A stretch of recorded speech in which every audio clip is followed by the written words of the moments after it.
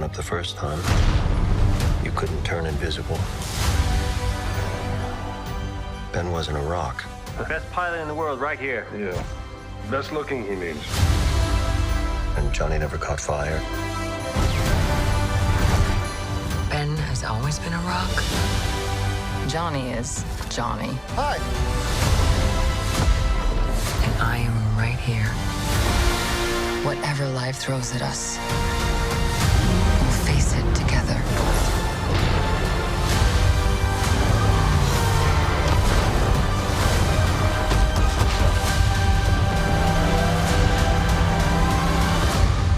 As a family.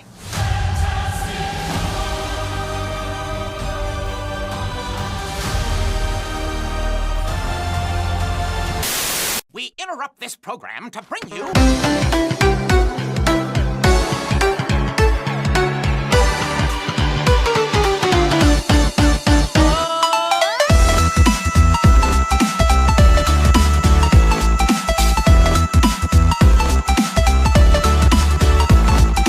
All right, everybody. My name is Kevin.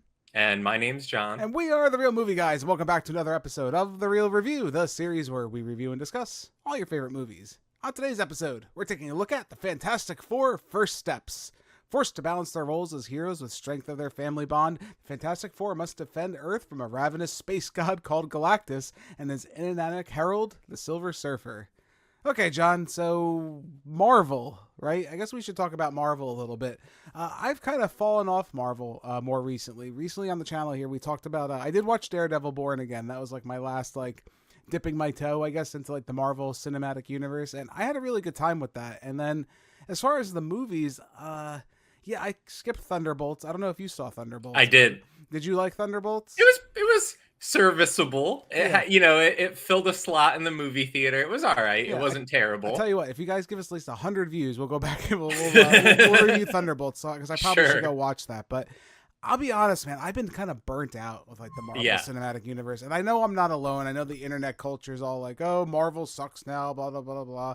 And you know what, man? To a point, I think it is kind of true. And I think Disney really did it to themselves, really, when you look at the whole Marvel Cinematic Universe as a whole, where everything's been so constructed. So I think trying to be one singular type of universe, one cinematic universe, I feel like hurt creativity, hurt a lot of what should make the Marvel universe special. Would you agree with that? I agree, and I think the other major thing is that these movies, when they started in 2008 or whatever, right, introduced this set of characters that people enjoyed and built to a height of Avengers Endgame, right, that really paid off more than a decade's worth of films, right? Right, exactly. And I think the hard spot that they put themselves in is, after all that, now we haven't really built up anyone else to be, to continue on with the momentum of this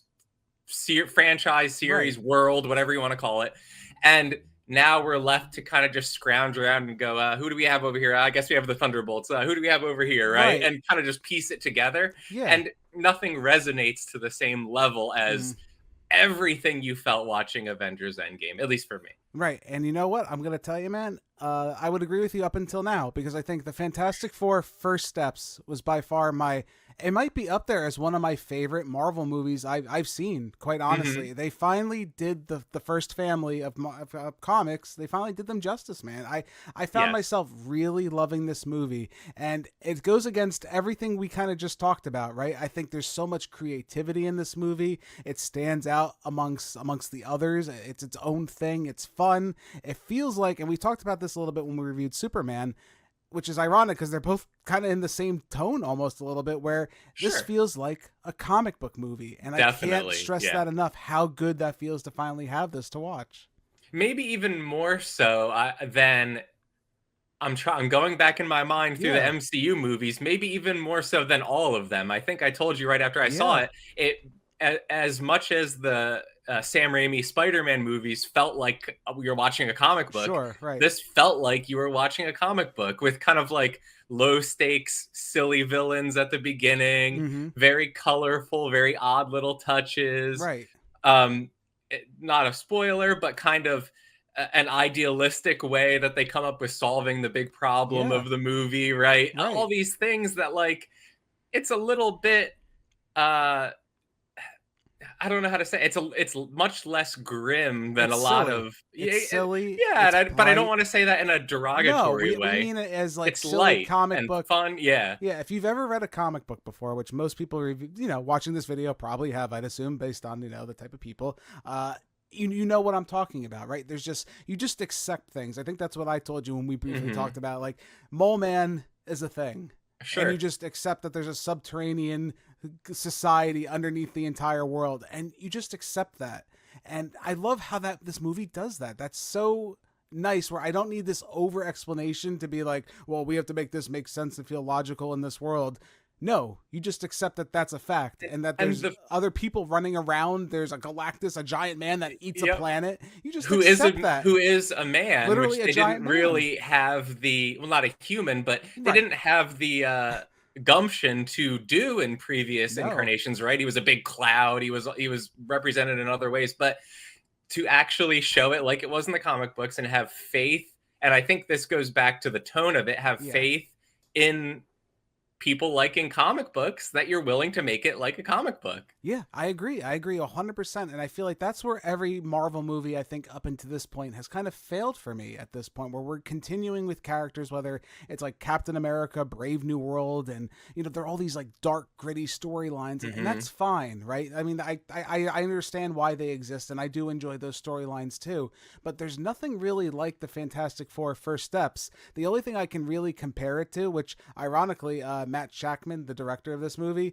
was WandaVision. And I really enjoyed WandaVision for the same thing. Not so much that it was just like this retro setting, which is kind of similar. So you can, of course, make that comparison where he had a lot of fun with the style. But this feels unique. This feels special and brand new. Like when you watched Iron Man for the first time, where you're like, there's a man in a suit and he's attacking tanks and fighting, and it's silly. But again, this feels just more unique, right? I think that's what's so special about this movie. I agree. And I think, maybe this is they've found something that can get you excited in a way that the projects post Endgame might have been unable to do for the large part. But can you imagine? And I don't think I'm the only person saying this. I've seen many other people say, it just wasn't the same since Endgame.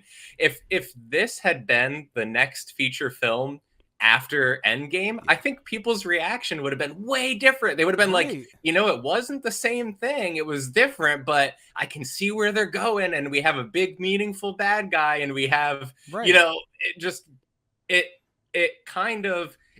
it's a good pivot is how I feel. And this is like, and I think you just nailed it on the head, right? This should have been what happened after Endgame, honestly. Everything that's come before this, there's been some okay and some good. Thunderbolts I can't speak for. I've heard that's pretty decent, but this is kind of where you needed to go. Something, I want to say, like, just completely different and out of left field, and then maybe go back and then continue the story there, or include this like it seems like they're trying to do.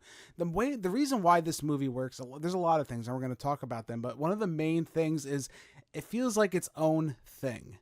And you know what? It's funny because for years and years and years, we clamored for this big shared universe. We wanted Superman fighting Batman, and we wanted Iron Man hanging out with Spider-Man and doing all these things. Now I kind of don't want that anymore. And Fantastic Four First Steps is the perfect example of that, where it's its own story. It can be its own thing in the future with sequels and tie-ins and whatever. I don't know how that'll affect this, but this story right here was perfect for me. It was just enough, and the characters were great, and I enjoyed it. I don't know what to say. The world was unique, so it wasn't set in the shadow of past events. It's definitely supposed to be like a different Earth, right? Sure. Where it's kind of they nailed it right away. I think it's like Earth 8, whatever. They have like a number. As soon as the movie starts, they're letting you know, like, this is not the same universe as the other Marvel movies. And I understand needing to flesh out the fallout of such a big thing. People want to know more what happened after the events of the Infinity War and all that, but it's just, I personally feel like it was overdue to just kind of reset, give you something different, and something enjoyable. Right. And this movie, I want to talk about one of the things I thought was really brilliant is we touched on the plot where you said, they had to they had to figure out something to kind of figure out the plot with Galactus and make it make sense.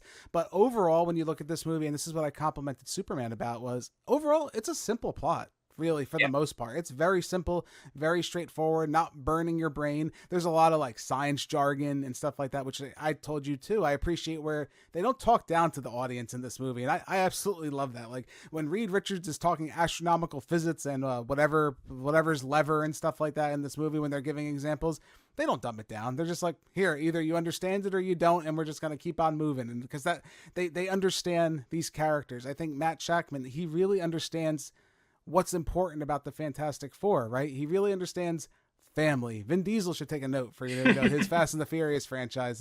Fantastic Four is about family, and from the casting to everything, how they interact, these characters, I'll tell you, man, they felt like a family to me. They genuinely felt like a family. And I'm not just saying that to be like, oh, I'm so special saying that. No, they do feel like a family, these people. I can see them living together. They feel storied, and they have a history together. And there was definitely good chemistry among that cast. Yeah, they were good together. The other thing I like about the science aspect is they show the characters figuring out these things, and not just Mr. Fantastic. They show other characters having kind of breakthrough moments where they realize something or break something down that I thought was pretty interesting and a unique story beats for a superhero movie. Like, let's just figure this out. Right. And again, I think that has a lot to do with even the opening of this movie. I thought was incredibly unique because you had a bit of a task here, right? Some people don't know the Fantastic Four. Sure, they've shown up 3 times. I think Roger Corman, and there were 2 other movies after that. Roger Corman's awesome. If you haven't seen that one, you really should check it out. But we kind of understand who the Fantastic Four is. This movie felt like it differentiated itself from everything else that Marvel did because it had an ingenious opening, in my opinion. Like, their opening is literally like a celebration of the Fantastic Four. It's like the anniversary of the Fantastic Four, and we're showing you their backstory, and it feels like a documentary. Like you're watching this documentary. It's info dumping you, which I usually hate in movies. I don't know about you. I usually hate when there's we've seen it done poorly, like in Suicide Squad, the first one that came out, where they just have literally a file of paperwork, and they're just flipping that's Katana, she's good with the sword and stuff like that, like those kind of stories. But this is they told us everything we needed to know, the basics of how we got to where we are. And then throughout the rest of the movie, it was about building up these relations with these characters and fleshing out who they are with how they interact with each other as a family, which in my opinion, the action's really good in this movie.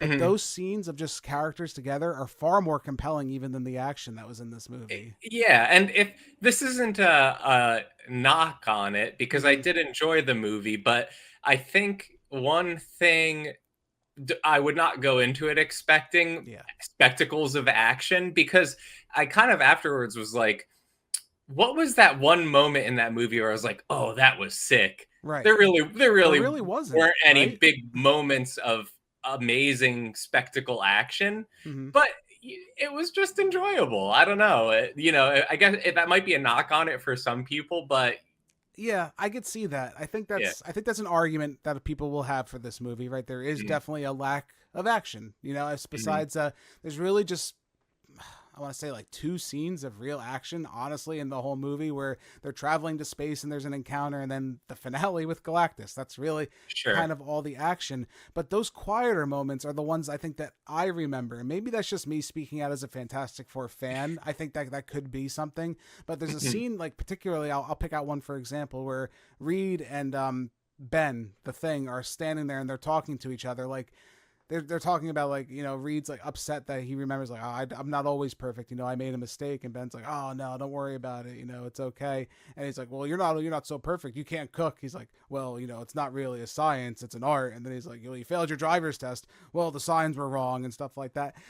But again, those little interactions I remember from this movie, and they feel real. These characters, they feel like they're not caricatures of superheroes. They feel like a family and real people, which I'll say one other property I think that did this right besides this movie, isn't a Marvel movie. It's actually, I think The Incredibles would be something I would compare it to, where I think they did a good job with that as well, where that was arguably our Fantastic Four until we finally got a good Fantastic Four movie at this point. I definitely could see that. There's definitely something between the two. Yep. Yeah, and again, it's all supplemented. I mean, all the casting I think was absolutely perfect. Pedro Pascal, we're burnt out a little bit with him. We were all going to say that he's had some creepy moments on the internet. Me and John have been joking about with him touching people and having his like whatever, but he's good in this movie. He's really good. He plays Reed Richards perfectly. He plays the smartest man in the room that doesn't have any idea what's going on, and he needs help, and he just doesn't want to admit it.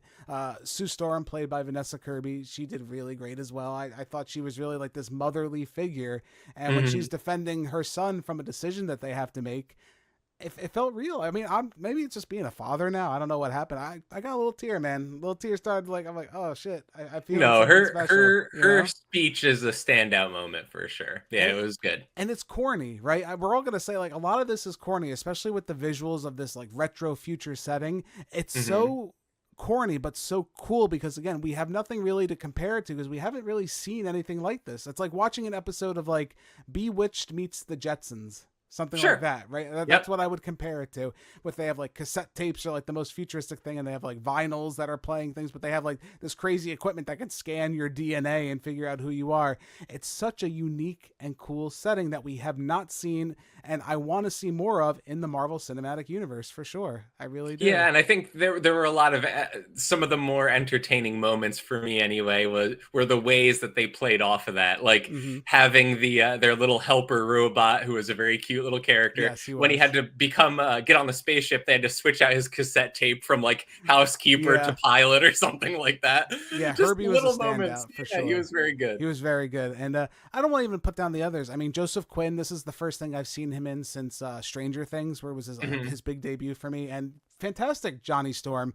And they actually added like a little bit of depth for him. I like how you said like he kind of wants to help Reed, like he wants to be involved and do more things, and he loves space, but he also wants to acknowledge that, you know, he could do something too. And that's a big arc in this movie for him where he's able to discover something. And I like that. It's not just he's still like the tail chasing guy who lights himself on fire, but there's also a little bit more depth to him. I think they did a great job with that. And I think one of the problems that I had with past iterations of the Fantastic Four is like, why is this group of people getting on a spaceship? Like, sure, you know, Mr. Fantastic, but like these other people, how are they qualified to go on this mission? But at least in this movie, it seemed like, okay, I get it. They're either scientists or pilots. They're all competent. You know what I mean? Right. It made sense. Yeah, and Eben Moss Bachrach, who's not even really in the movie except for a few flashbacks of him actually being Ben, but him as the Thing, this was the best performance I think we've had of the Thing. People love Michael Chiklis. I don't know if you know that, John. People like really I did not know that. People really love Michael Chiklis, but no, I'm sorry. This man, he knows how to act. It's funny how they even put him in these situations, right, where he's like cooking. He's doing all these like really simple artsy kind of things, but he's this big hulking stone monster. And they touch on that too, where he wants to find like a connection with other people with, they added a new character, Natasha Lyonne's in the movie. She really doesn't have many scenes, but I liked how it was just simple. Like you could tell like he's longing for that connection, and he doesn't hate Reed, but you can tell he's upset, you know, he's upset with his situation. But again, like you said, he's also the pilot. He's not just the muscle. He's the pilot of the ship. And I like that. Again, they're playing on all these different aspects of these characters and making them feel unique. And that's really great for me, honestly. And I'll say this too, Franklin Richards does not disappoint. I won't go into too many details, but it's kind of crazy if you're familiar with comic books and what he's capable of and what they kind of hint at in this movie. I can't wait to see where they go with it. And honestly. And when I heard that their child was going to be kind of pivotal to the plot, I was like, well, that has to be relevant in some way. Yeah. And they did use it. So yeah, if you're aware of Franklin Richards' role in the comics, they do make use of his character. Right, and it feels right too, which is kind of strange. It doesn't. If it's crazy. Don't get me wrong, but it actually feels like, okay, I see where you're going. And before we even wrap up, I guess we really should just touch on Galactus is awesome. You know, in this movie, it's great to see. And Silver Surfer was no slouch either. People were really upset that they did cast Julia Garner as Shalabal, which is like the alternate universe Silver Surfer. Honestly, man, I think that was a smart pivot in my opinion. I think you want to kind of distance yourself from what we've done with Silver Surfer, and I do feel like she could could have had maybe a little bit more to do with the movie. There was a point where, and that's maybe one negative I had with this movie, and I don't know if you felt something too, where I'll say after the first half of the movie, I feel like something happened with the plot where I don't know if there were reshoots or if there was like a reconstruction with the movie with how to get to the finale. Because once you get to the finale, it's great, it's exciting, and it's everything that happens. But the in between there, I feel like maybe they wanted to, maybe there was going to be more action, maybe there was going to be more with the Silver Surfer or other characters. I feel like something changed midway in the movies. I can't put my finger on it necessarily. But... Well, also, I think that's a tough spot because the threat has been introduced, but they don't really know how to address it yet. And so they're kind of just figuring out what's going on for some time. Right, and that's a lot. Which has high points. Yes. Good moments, but also, it kind of goes on for a while. Right, and there's really, they kind of knock off the Silver Surfer. She disappears for a while, and they have like this logical explanation, like, oh, she's just going to be gone for like a month or something like that. And then it's like, okay, well, we got to do something in the meantime. Then she just kind of pops up and the plot starts going again. So it's, I do feel like something happened there. Again, I can't put my finger on it necessarily. I wonder if it has to do with the director, because WandaVision didn't really have that problem when I remember watching it, because that was also a TV show. So you were allotted more time for things to breathe, for characters to just have these moments with this, which this movie does. But again, I feel like just something was changed. I don't know. I heard rumors that there was another villain in the movie. I think John Malkovich was supposed to play a villain in this movie, and all his scenes were cut. So maybe there was a reconstruction of some kind. I get it though, because I think they were wise to have your minor threat villain at the beginning introduced. That's relevant later, right? But not really a threat. And then to have your big bad, and that's kind of it. You know what I mean? If the more you try to add, the more you get into Spider-Man 3 territory. Yeah, and you don't want that. Right. What is going on? You know what I mean? It's just too many different plates spinning at once. Right, and you have to argue that Galactus is the ultimate threat in this movie. Silver Surfer and Galactus are a threat in this movie. Like, you really don't need a minor level threat when you're versing literally like a universal god that can eat a planet. I don't think you need that.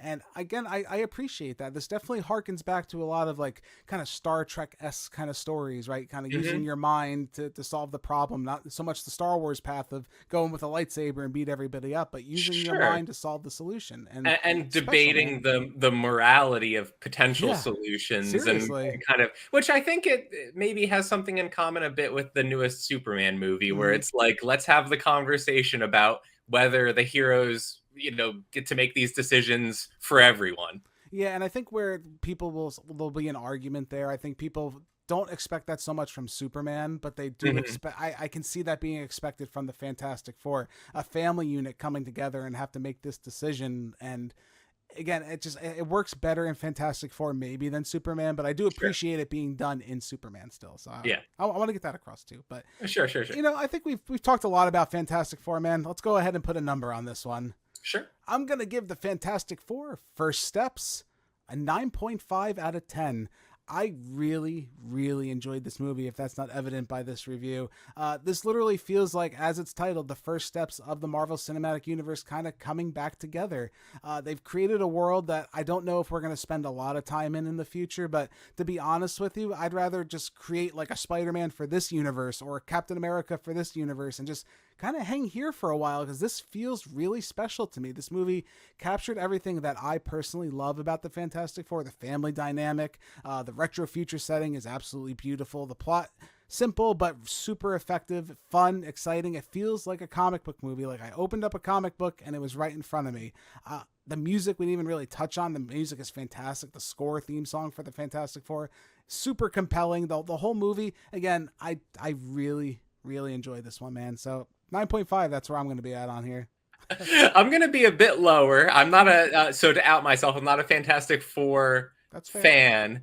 Out of a 10, I would give this movie an 8.9, bordering on a 9, 8.9 to 9. So I did really enjoy it. I do think it told the story that it told in a a really admirable way. I think it told a story that needed to be told in the Marvel universe. It's moving things in a direction for that series of movies that I think is very positive. The only thing I would say is superhero antics, not as much, but comic book, goodness, storyline stuff, absolutely. Yeah, it captures, I think, everything I love personally about the Fantastic Four. And my score is definitely going to be jaded by it. I'm not going to lie to you. I've been waiting forever for this movie, and I finally got it, and it's here. It's fantastic. Sure. Pun intended there. Yeah, it was very good. An interesting thought I wanted to bring up before we wrapped up here is I saw a tweet, Twitter, X, whatever you want to call it, the other day, and they were talking about how this movie kind of really fell off in the box office. I think it had like an 80% drop or something like that. So my question to you, John, and I don't know how you feel about this. The tweet that I saw was talking about that there's been like a fall off of comic book movies. Do you think we're falling off the superhero train? Do you think it's starting to kind of wind down? Because we're seeing this a lot with like Superman, a lot of other movies that are related to comic books. It's kind of like the Western, right? The Western was super popular in pop culture, and then that kind of dropped off and we started not seeing that. And I think a lot of people are kind of making that comparison now for these superhero movies. Do you think there's credence to that theory that people are getting burnt out? I think it is possible. I also think that Fantastic Four is in a somewhat difficult spot because the movies that preceded it for the Fantastic Four were kind of not very good, notoriously not very good. Mm-hmm. And I almost was about to say, the other hard part is with superhero movies, you kind of use up your character origin stories as you go through them. Mm-hmm. But how many people really were diehard Iron Man fans before Iron Man? Guardians of the Galaxy, right? I think that's a perfect example. Even lower. No one even know who that was. Nobody knew who they were. Right.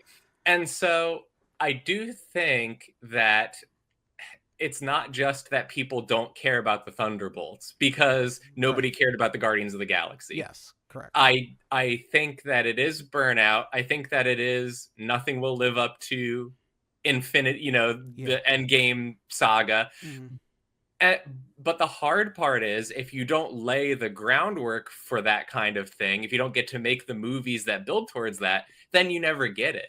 Right. So, on the one hand, no, it's not at the level of those things. But on the other hand, neither were a lot of the movies that preceded the Avengers series, right? Right. Was Thor: The Dark World that good?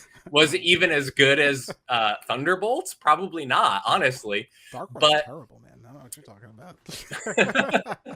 But, right. I think it is fatigue. I think also there weren't a million TV shows to keep up with at the time that these movies were originally coming out. And so now if you haven't been on the train, maybe it's just a sequel problem because all these movies are viewed as sequels of each other, even if they're not. So when do you jump on? I agree with you. I agree. The one point I really agree is I think we've reached our end game. I want to say with Endgame, ironically. I feel like there's never going to be another Endgame. Like that culmination of all these films into one big explosion finale of all these character arcs ending, whether you liked it or didn't like it. There's things I didn't really necessarily like about Endgame, but I enjoyed the finale. It felt like a final end to the story. And most people, honestly, if you invested that much time, you could walk away and be happy, right? I think you definitely could. Where I think the problem is Disney relied a lot just on the character names for the rest of the movies that kind of came afterwards, right? We were just like, here's Spider-Man in a movie. Sure. What does Spider-Man have to do? Here's Ant-Man needs another sequel. Did he really? Not really. You're not really. There was no clear-cut story to invest fans like right after the boom. And when you have so many poorly received films, and honestly, they're just not enjoyable, a lot of the Marvel films. They're just, and as someone who's like a defender sometimes of the Marvel Cinematic Universe for what they are, they're just supposed to be popcorn films. You just go and have a good time or pick up. It should feel like picking up a comic book, reading it, putting it down and moving on. And then maybe there be a build up, but we've come to expect something different from Endgame. And I don't think we're going to get to that point again. So are people burnt out? I think they're burnt out with bad movies. I think honestly, but the problem is that you've burned your audience so bad that it's going to be hard to get them to come back at this point when something like Thunderbolt's being received relatively well and Fantastic Four, I think, overall being received relatively well. DC's having the same problem, I think, with Superman. You know, you've burned so many people bad with the Justice League and all these other terrible movies that were just not that great, and it was such a mess that when something good and interesting and new finally comes out with these characters, people don't want to come back. Shame on you, you fool me once. Shame on you, fool me twice, kind of thing. Like I understand that. And it's many times more than twice because of the amount of content that probably ramped up after Endgame rather than tapered off, right? Just the amount of TV shows and animated features and movies and all that. It's just kind of, what is this leading towards? You know what I mean? At least pre-Endgame, it all felt like it was building towards something, so you had to stay on board, you know, and know what was going on. And I think you also hit it on the head, too, when you talked about it being an event. Like, I feel like Star Wars is kind of in the same pattern, ironically, with Disney's hands, too, where when a Star Wars movie came out, when The Force Awakens came out for Star Wars, right, it felt like an event. Star Wars is back. There was toys, there was advertising, it was this big event, like everyone was waiting to go to the theater, they had their tickets super in advance ready to go. When has Marvel felt like that at all? When has even Star Wars felt like that? You know, none of these franchises have that excitement behind them like they used to, and maybe it's because, like you said, oversaturation of the market. When you're giving me 5 TV shows and so many movies a year, it doesn't feel special anymore. No. You know? And I do think to go back to Fantastic Four, if they had started, like we were talking about earlier, with something like this that established a major villain who would be you could be a bigger threat than Thanos, you know what I mean? Sure. Established a big bad with a unique film that wasn't in the same universe and didn't try to set up 1,000 other things around it. With something like Fantastic Four, they could have had that path where people were like, all right, let's go around for another one. You know what I mean? Like, I'm ready. We got to build this team up and we got to stop this big threat. But there isn't. No. You know, and Kang wasn't it, obviously. And I think regardless of what happened with Jonathan Majors and all the shenanigans with him, I think it was also just a natural pivot to some degree where they're just like, this isn't working, so now we're going to do Avengers Doomsday, kind of introduce Doctor Doom to some extent. I won't go into talking about it, but they're doing something here, and I think Marvel's going to be in a better place, but again, like I said, I don't think it's going to be that level again. I don't know if we can get back to that level of excitement again. I hope so, you know, I do. Well, it's yet to be seen, but it doesn't look likely. No, it doesn't look likely. But what I need to know down in the comments below, sorry to throw this little conversation. I just thought it was interesting. But I need to know, what do you guys think? Was Fantastic Four awesome? Of course it was. No, but seriously, what did you guys enjoy? Did you enjoy this movie? I personally did, obviously, throughout this entire review, singing its praises. And talk about the Marvel Cinematic Universe for me. Like, what's keeping you attached, right? Is it the hope of something good that's going to come out? I could argue that for Star Wars for me sometimes. When like a Star Wars movie comes out, I'm like, all right, I'm gonna hang out here. I'm gonna sit through this. I'm gonna do it. And I was doing that a while for a Marvel, and I kind of stopped. Like after Loki season 2, that really got me. And again, I did watch Daredevil, but that kind of like fell off for me. But Fantastic Four's got me reinvested. I am very curious to see where they go. I think there's an interesting direction here. But again, let me know in the comments below. Do you enjoy this more comic book feeling kind of comic book movie? I think most people will. I think if you give it a chance, I think you'll find something to enjoy. But yeah, I need to know from you guys below. Make sure you like, subscribe, do all that jazz for us. We are The Real Movie Guys. My name's Kevin. That guy's John. We'll see you in the next one. If you guys like what you've seen here today, consider giving this video a like and leaving your thoughts in the comments below. If you want to stay up to date with everything Real Movie Guys related, make sure to hit that subscribe button and check us out on Instagram, Twitter, and Facebook. And don't forget, all you audio listeners at home, we are available on many podcasting platforms. Just search The Real Movie Guys, you should pop right up. Thank you again all so much for joining us on this episode of The Real Review. We are The Real Movie Guys. Real guys, real movies, real thoughts. Catch you next time.